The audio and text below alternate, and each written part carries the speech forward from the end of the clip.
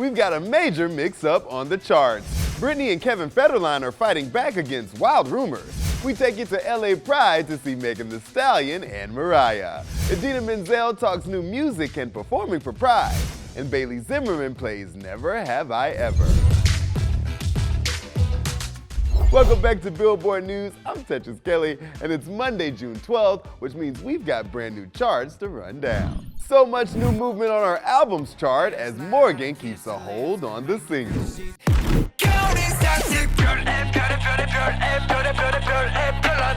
That's me.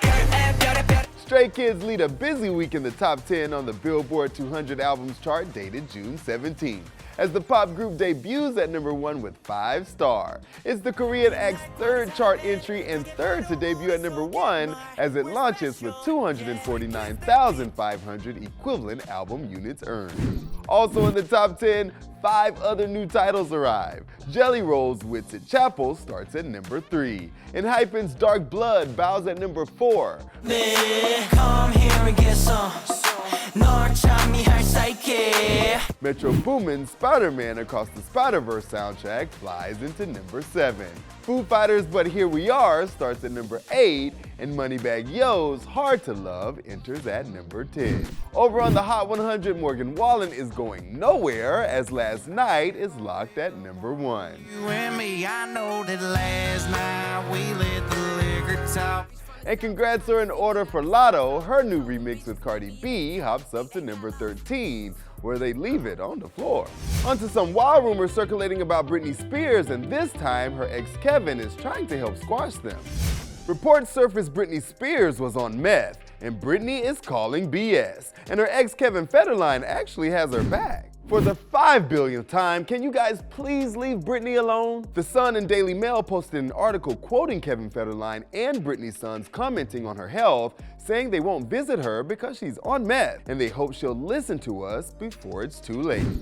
They question why he's chosen to speak with celebrity interviewer Daphne Barak and what he hopes to gain. Well, the quotes come from journalists that have interviewed Kevin and the kids. So he spoke out saying it saddened him that they have decided to fabricate lies and publish the heartache our family has endured, along with the trauma of our minor children in the Daily Mail and the Sun. We did allow Daphne and Bill into our home because we trusted them, but that trust was lost when we severed ties back in March for many reasons we choose not to go into here. Her lies and attempts to exploit minors is clickbait. I want to figure out something that I can do in my future so I can pursue something just like she did.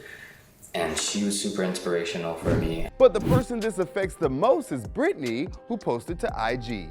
It breaks my heart and the news is so low. I've always felt like the news bullies me. It's sad because everyone sits back as if that's okay to make up lies to that extent. Why am I told I have to sit back and rise above when they all go so low? Hopefully it is just the news being hateful and Kevin nor Preston said any of those things. Either way, I'll be fine working out to throb.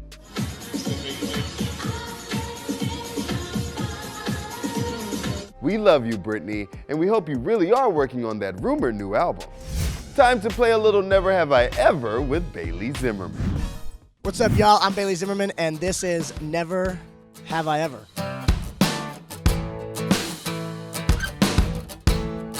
Never have I ever lied to get out of a speeding ticket. I have. My first one. And it didn't go good. I got a bigger ticket for lying. Never have I ever made a fake social media account. Never. I've made a private one, but not a fake one. Never have I ever dumped someone over text. I definitely have dumped somebody over text. And if it was you, I'm so sorry. Never have I ever forgotten lyrics on stage.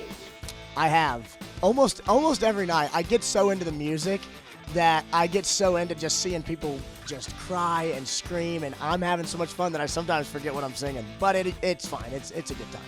Never have I ever dated 2 people at one time. Never. I've never done that, and I will never do that. That sounds awful. Could you imagine trying to keep... Oh my gosh, that'd be awful. No, I don't do that. Never have I ever seen a ghost. I want to say I have never seen a ghost, but man, that makes me so scared because what if I do see one now because I said I haven't? Never have I ever overdrafted my bank account. Oh, I'm sure I have. I'm sure I have. My bank was just so small town that they never told me about it. They just let it kind of slide. But I'm sure I've been over before. Oh yeah, everybody has. Who hasn't been red in the bank account? Of course. Now it is Pride Month. Last week we showed you how WeHo Pride went down. Today it's time to relive the fantasy that was LA Pride.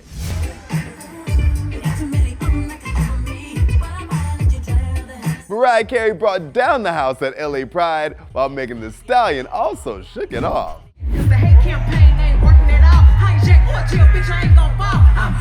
Megan Thee Stallion heated things up for her hotties at Los Angeles Historic Park on night 1 of LA Pride.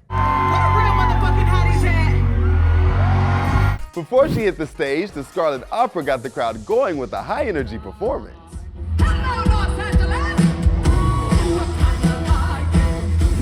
And Fletcher surprised everyone when she brought out Tovlo for a top-dropping duet.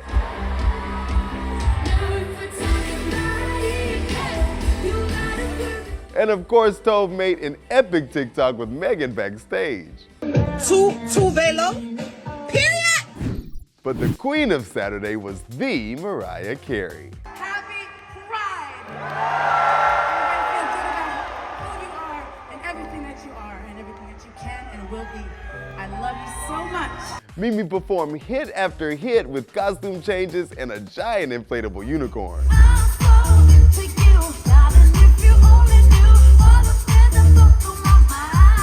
It doesn't get much gayer than that. It was a happy Pride indeed. And we're rounding out the show by talking to my favorite Disney princess out there, Idina Menzel. It was so great to watch her perform tonight, and now that Move is out in the world, how has your fans' reaction been to the new single? I think it might be something people didn't expect of me, but once they hear it, I think they'll think it's a pretty organic transition. You know, big voices, great disco grooves. We love disco grooves, and even watching your set tonight, I was like, this feels very queer inspired. Am I right about that? Because I was feeling myself. Well, it's Idina inspired. Idina's life maybe is synonymous with the queer inspired stories. It's about having to find my self-esteem and empower myself to get up every day and believe in who I am and live my life authentically, which is honestly what I learned from all my friends in this community, and I probably wouldn't be where I am today if I hadn't learned how to conduct myself in this world if it wasn't for them. Thank you all for showing up. Let's let them hear our anger and our madness and our frustration.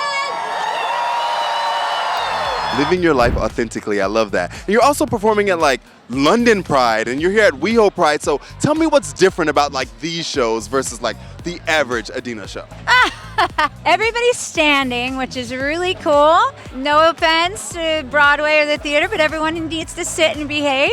Here they don't have to behave so much. They can stand, they can dance, they can scream, and that just feels really good. I love that. And you know, the community has been under a lot of attack lately. The drag community, the trans community. Have you ever been at like a drag show and been like, this is everything to me? Because we've seen the Let It Go drag queens. Like, tell me how you've been inspired by the drag community. Oh, well, when I go, I mean, I'm always so flattered, especially if someone's doing one of my characters. I'm just inspired by the creativity and the artistry, and I'm really sad, honestly, sad and angry about everything that's going on and all the legislation. That's it for today. Make sure you come back tomorrow and we'll be talking to country star Morgan Evans and running down the songs you're talking about online. I'm Tetris Kelly, and this is Billboard News.